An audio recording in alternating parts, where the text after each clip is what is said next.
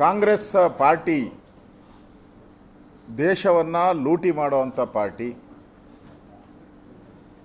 ಹಿಂದೆ ಮನಮೋಹನ್ ಸಿಂಗ್ ಇದ್ದಂಥ 10 ವರ್ಷಗಳಲ್ಲಿ 2G 3G ಹೆಲಿಕಾಪ್ಟರ್ ಬೋಫ್ಯಾಕ್ಸ್ ಹಗರಣಗಳ ಸರಮಾಲೆಯನ್ನು ನಾವು ನೋಡಿದ್ರಿ.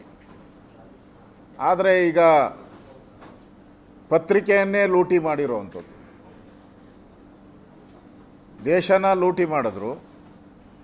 ಸ್ವಾತಂತ್ರ್ಯ ಯೋಧರ ಅದು 5,000 ಷೇರುದಾರರು 5,000 ಷೇರುದಾರರು ಯಾರು ಅಂದರೆ, ಹಿಂದೆ 1937 ಹಿಂದೆ ಏನು ಸ್ವಾತಂತ್ರ್ಯ ಚಳುವಳಿಯಲ್ಲಿ ಭಾಗವಹಿಸಿದ್ರು,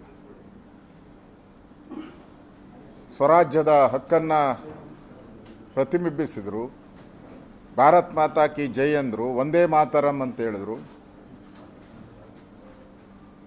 ಅವರ ಪತ್ರಿಕೆಯಲ್ಲಿ ಇವತ್ತು ಲೂಟಿ ಮಾಡಿರೋವಂಥದ್ದನ್ನು ನಾವು ನೋಡ್ತೀವಿ. ಪತ್ರಿಕೆ ರಾಷ್ಟ್ರದ ಧ್ವನಿಯಾಗಬೇಕು. ಪತ್ರಿಕೆ ಅನ್ನೋದು ಮೀಡಿಯಾ ಅನ್ನೋದು ರಾಷ್ಟ್ರದ ಧ್ವನಿಯಾಗಬೇಕು.